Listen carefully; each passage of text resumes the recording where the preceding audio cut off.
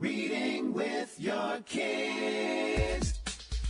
Hola, ni hao, konnichiwa, assalamu alaikum, shalom, mahaba, mono miliwanji, namaste, jumbo, bienvenidos. Hi, my name is Jedley, and this is the Reading with Your Kids podcast. We are coming to you from the beautiful neighborhood of Reedville, in the southwest corner of Boston, Massachusetts. We are so happy and so very honored that you join us in our mission to help all families grow closer through reading. Please be sure to subscribe to the show on the iHeartRadio app, on Spotify, Apple Podcasts, Amazon Music, Stitcher Radio, Podcast Addict, wherever you get your podcasts. Our guest today is Olatunde Sobomehin. He is here to celebrate creative hustle. Before I invite Olatunde into the studio, we want to let you know that this episode of the Reading with Your Kids podcast is brought to you by The Lost Colors by Sally Alexander, Book 1 in the Adventures of Caitlin and Rio series, a great middle grade series for your kids ages 8 to 12. This is Book 1 of a 6-book series. No one is more surprised than young Caitlin Maggart when she wakes up to find her cat Rio talking to her and the world around them suddenly cloaked in grays without any colors. Caitlin and Rio are joined by best friends Molly and Trudy. Together, they investigate the odd phenomenon and discover a much larger and sinister plan is underway, and it's up to them to stop it before it's too late. A brilliant scientist, a criminal mastermind, world destruction come face to face with 3 clever girls and a talking cat in this thrilling adventure. Kirkus Reviews describes The Lost Colors as fun and fast-moving, a bright, vibrant adventure. Get your copy today, The Lost Colors by Sally Alexander. This episode of the podcast is also brought to you by Skipper, Friend or Foe, a distracting mystery within life's traumatic events. A Reading with Your Kids certified great read written by Kelly Sanchez. Michael is leading what seems to be a pretty normal life for a happy 12-year-old boy. And then the unthinkable happens. His mother is diagnosed with cancer. Michael's dad has to take a job out of town because the treatments are so very costly. It's the only way they can afford to care for her. Suddenly, Michael is no longer a carefree kid. He's now his mom's caretaker. When a new friend convinces Michael to follow a mysterious adventure, Michael learns that it is not all up to him to take care of his mom. It's okay to have fun, even through some of life's toughest issues. This is a really powerful book that can spark all sorts of really wonderful, really powerful, really important conversations within your family. Skipper, Friend or Foe, a distracting mystery within life's traumatic events. A Reading with Your Kids certified great read by Kelly Sanchez. Join us right now from East Palo Alto in the state of California. Our guest is here today to celebrate his book. It's called Creative Hustle. Please welcome to the show, Olatunde Sobomehin. Hey, Olatunde, how are you? I'm so great this morning. Thank you for having me. Thanks for celebrating Creative Hustle. Hey, I got to ask, what's Creative Hustle all about? Well, Creative Hustle is about combining, the subtitle is Blaze Your Own Path and Make Work That Matters. And that's so beautiful to me because we all have an individual path.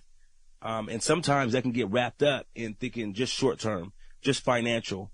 But this is more than that. This is more than short term. This is more than financial. The creative part speaks to the bigness of it, the imagination, and the hustle part speaks to the day-to-day grind of it. We call that the ambition. So when you combine imagination plus ambition, you get creative hustle. Well, as somebody who has been kind of doing that for the last 35 years, I can get behind it. I had a conversation with my son not too long ago. He just bought his first house, and his wife are settling into a new city, and he was saying how how much he respected the fact that I was able 30 years ago to decide, with a lot of support from my beautiful wife, that I wanted to make a living as a professional clown and magician, and created a business where I was traveling around the country doing educational magic shows, and then started this podcast. And thankfully, the podcast was going when the pandemic hit, because then I would have driven my wife crazy and she would have thrown me out of the house. But yeah, you know, so I haven't had a boss for an awful long time, and it's a joy. Well, I think, you know, first of all, congratulations to, you know, doing what you love and making the impact that's on your heart. Congratulations on your son and, all that he and his wife is doing, you know, traveling the country and settling in, buying a house. Those are big accomplishments. What I took from that story was your son appreciating, you know, what's on your heart and what's on your calling, and you going out in the world and doing that. And so few times do we actually move on that. And your son is probably observing your life relative to so many others, right? And there's an appreciation there for you having your own path. You know, how many people that are doing these educational magic shows have a podcast, right? There's not probably a lot of those combinations, but you're one, and you created that individual path, and that's inspiring. Well, thank you. I never think of myself as inspirational at all, but I guess once in a while I kind of get up and can do it.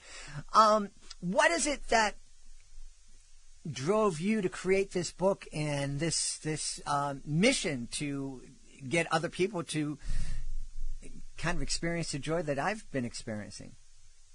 Well, I mean, I spent a lifetime doing that work, right? I had the similar what your son said to you, I said to my father, and I continue to say to my father and mother, who create their own path, you know, and the creative work that matters. And so I always wanted that for myself, and that led me to create an organization called Street Code Academy, which is about providing tech education to communities of color, and letting communities of color figure out how they can leverage technology to make what they want to make happen in the world. And so that's been a lifetime work for me. Personally, it's been a lifetime work for me to try to enable that for other people.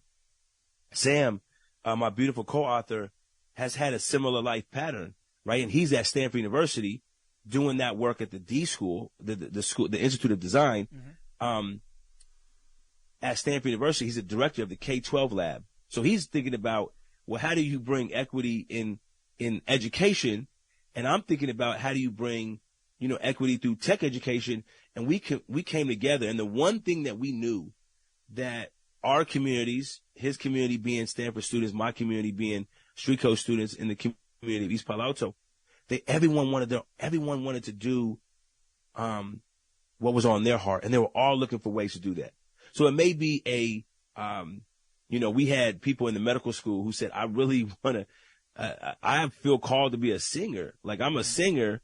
I'm in the medical school, but how do I do that? Right. And I had people who are saying, yo, I may not have been accepted into Stanford University, but that doesn't mean that I don't want to have, you know, a world changing nonprofit that is serving the community that we have. And so we brought these communities together and said, how do we give you an experience that's going to inspire you or educate you? And we came up with this concept of creative hustle. And it was about taking your gifts on one side, taking your goals on the other side, and mapping out principles, people, and practice that's going to help be the bridge between those two. And we looked at examples like yourself and said, well, what principles have you held on to that have allowed you to keep going through this entire thing? How have you leveraged people to help make your pattern go? You talk about the support of your wife almost off the gate. Then you talk about practice. What does it look like on a daily basis to actually make this thing go? And then we profile people like yourselves, put it in this book called Creative Hustle, and it's almost a guide for young creative hustlers who are getting started, or creative hustlers who want to switch paths, or creative hustlers who are 30 years into it and want that new inspiration to look and see, well, how do I use this framework to make work that matters for me? I really wish I had a book like that 35 years ago. I was fortunate that I had mentors who were able to share with me some of what I'm sure you share in the book. one of the things as you're talking about, and I think it's one of the things that, I'm encouraging my son and my daughter to both go out and find their own groove and do what we're talking about here. But it can be very daunting because it means taking that step off, if they have a secure job and they're able to pay their bills and they have a mortgage and they have kids coming along, and well, how can I take that step? Because paycheck's not guaranteed like it is if I work for a big giant corporation over here. Well, I think the book is not trying to be prescriptive, right? It's not trying to say take the job or not take the job. It's trying to say, what are those goals that you have? How do you define meaning for your life? What kind of legacy do you want to live? And how, if at all, can this job play a part in that, right? So what I would want for my kids to do, my kids are just finishing high school, right? So they're almost at the point where your kids are. And I would want my kids to look at that job and to say, how can this be a step towards what my ultimate goals are or not, right? So, but either way, your eyes are on that work that matters, right? And your eyes are on that. And to know that there are people who have had 35-year careers without a boss. There are people who have, taken a big job like that and then stepped away from that job and stepped away from the income and have made it successfully. Mm-hmm. There have people that have done that, have failed, and have still reached their dream, right? So there's no kind of one path that you have to follow. There's a lot of them out there. Take some inspiration from that and from the people that you admire, right? Your son has said that, admiring qualities about you. Like, let's look at what they did, how they do that, right? How did you keep at that when you may have been able to take a job, or how have you gone through a pandemic when you couldn't do it? Like, these are things that we can learn from you to say, these are the principles I stood on. These are the mentors I had. These are the people that helped me get there. These are the daily things that I did to kind of make sure that I advanced in my own way. And those are the things we try to outline in the book. Yeah. Well, it's really, and again, I think it's fantastic. One of the things that I think we need to get away from is defining ourselves by our jobs. There's so many people who are like, what are you all about? Well, I'm a firefighter, I'm a police officer, and just thinking of themselves as, I'm this because I'm getting paid for this. Reality is we're so much more. We're parents, we're friends, we're spouses, we're creatives, we're, and on top of that, I'm getting paid to do this or that.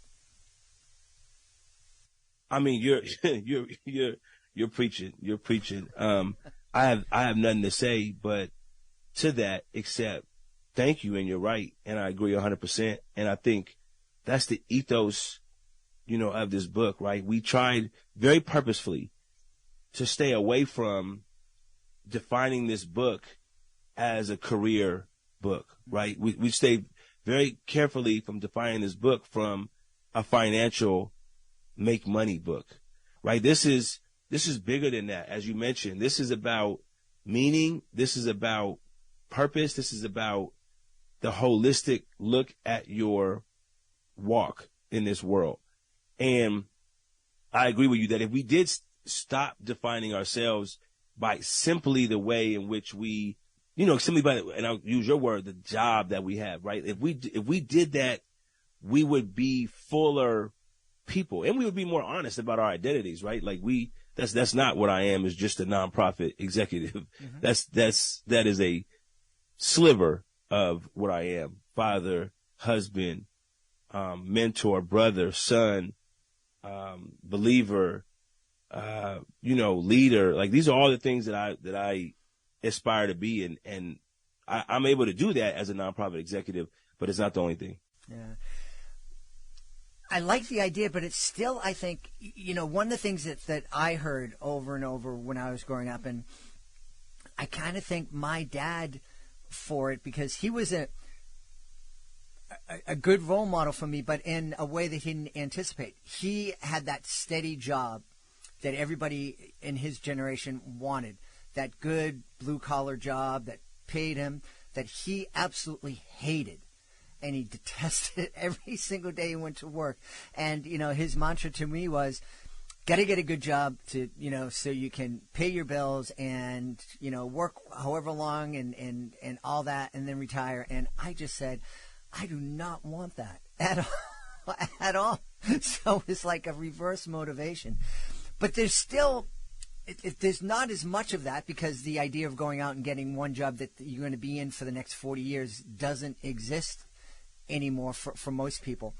But there's still that thing. It's like, yeah, be a dreamer, but you got to pay the bills and you got to be realistic. And, that creative stuff, that fulfilling stuff, that's kind of out there stuff.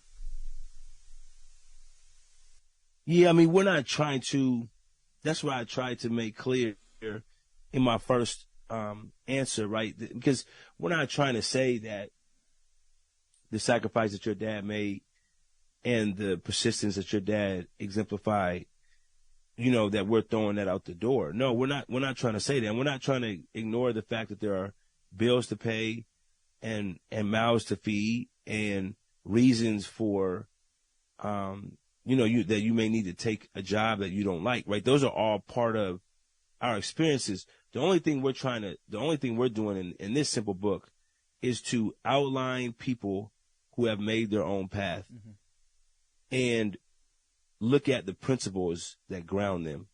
Because I could ask very easily, man, how did you get up every day and do something you don't like? What was that, right? And you created a legacy that was able to come into the world and bless it as we see.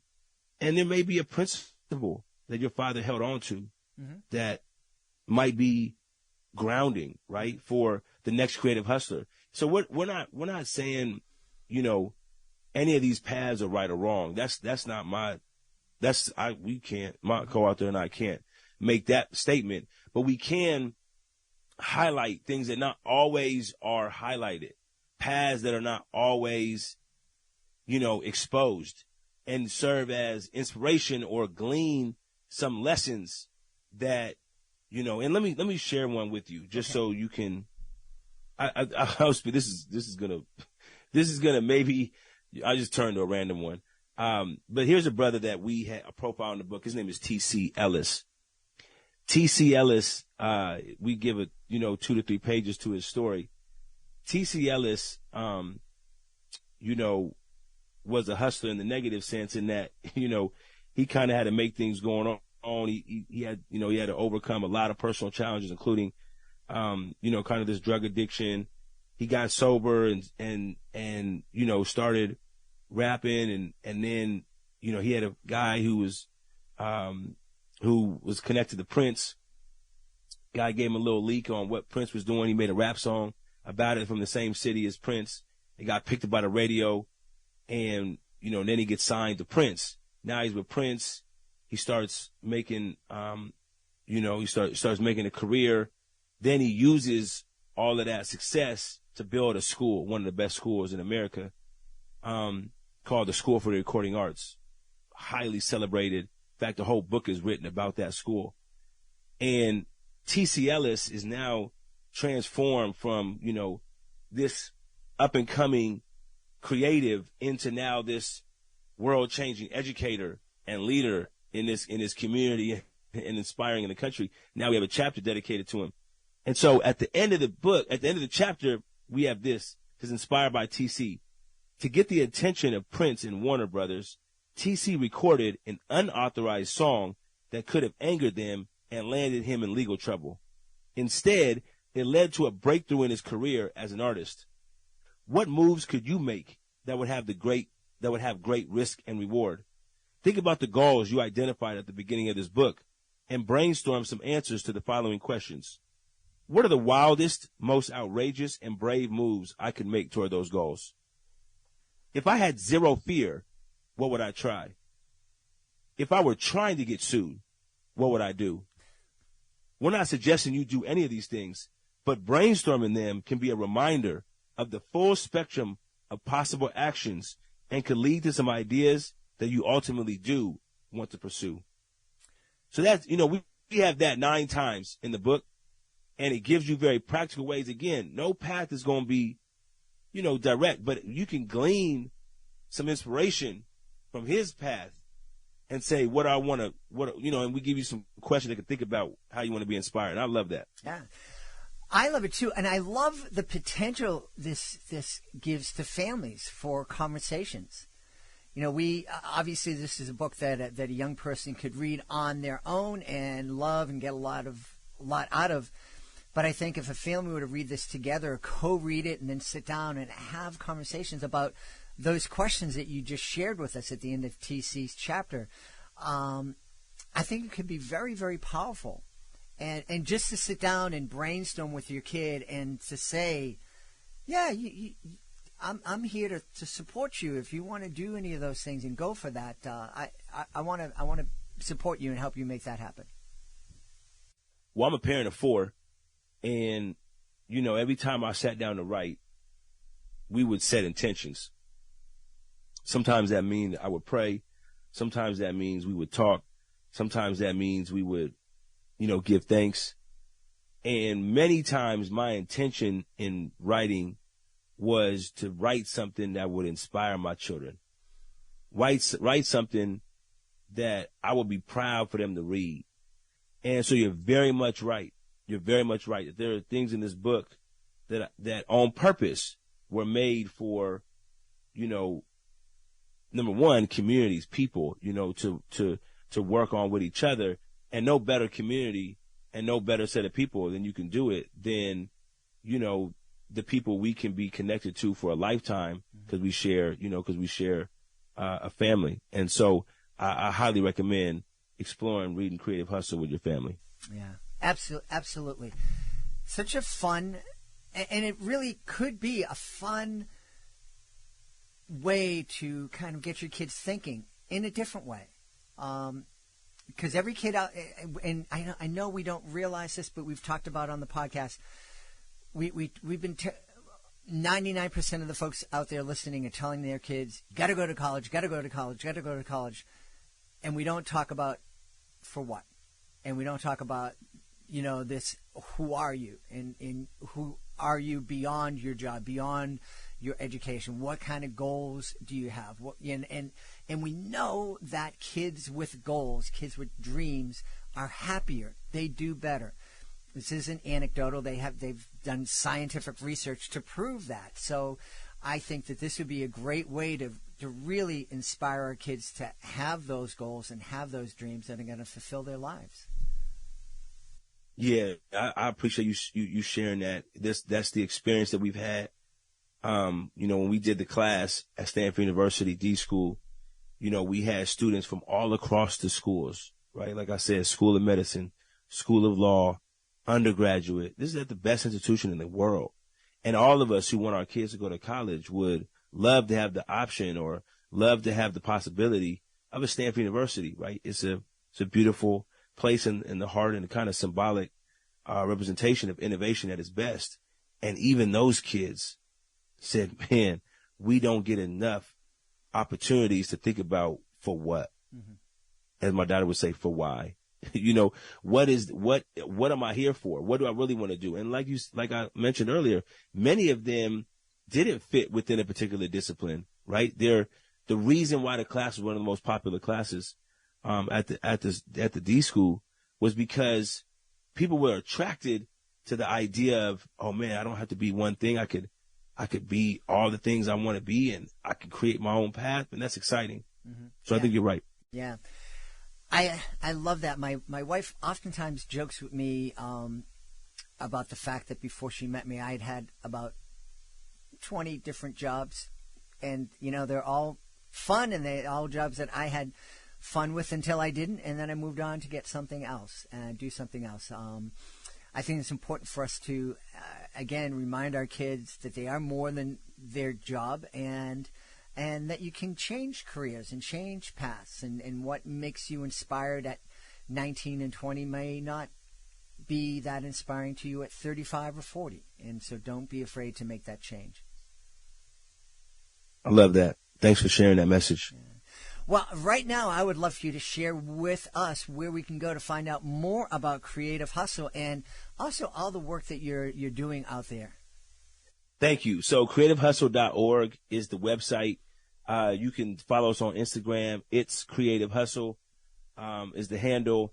And, yeah, I mean, my co-author, Sam Seidel, and I have a lot of materials on there that will be valuable. If you can follow me personally, Olatunde Sobomehin, and the work I'm doing with Street Code Academy. It's a nonprofit in East Palo Alto providing tech education to communities of color. You can see that at streetcode.org. You can follow me at Coach Tunde. And thank you for having me. Please be sure to join us for the next episode of the Reading with Your Kids podcast. Our guest will be Nicole Chin. She'll be here to celebrate how we say I love you. Really fun and a really fascinating conversation. You don't want to miss it. That's the next episode of the podcast. Hey, if you're the author of a fantastic children's book, you definitely want to visit our website, readingwithyourkids.com. We can help you celebrate your book to the world. So many ways we can help you. You can be a guest here on the podcast. You can submit your book to our Certified Great Read panel. You can also take part in our monthly promotion program where we celebrate your book with commercials here in the podcast, messages to our 100,000 plus social media followers, and display your book on our nationwide network of digital pedestrian billboards. Learn all about that and more by going to our website, readingwithyourkids.com, clicking on the Authors Click Here button at the top of the page. I want to thank the folks who made today's show so wonderful. Of course, I want to start by thanking our guest, Olatunde Sobomehin.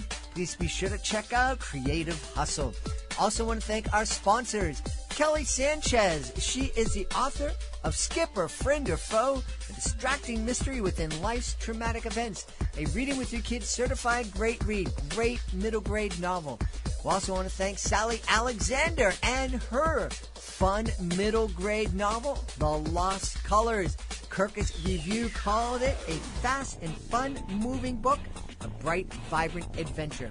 I want to thank my team, Fatima Khan, Rory Grady, Mirabella Q, Jordan Saley, Stephanie Davila, Skylar Strauss.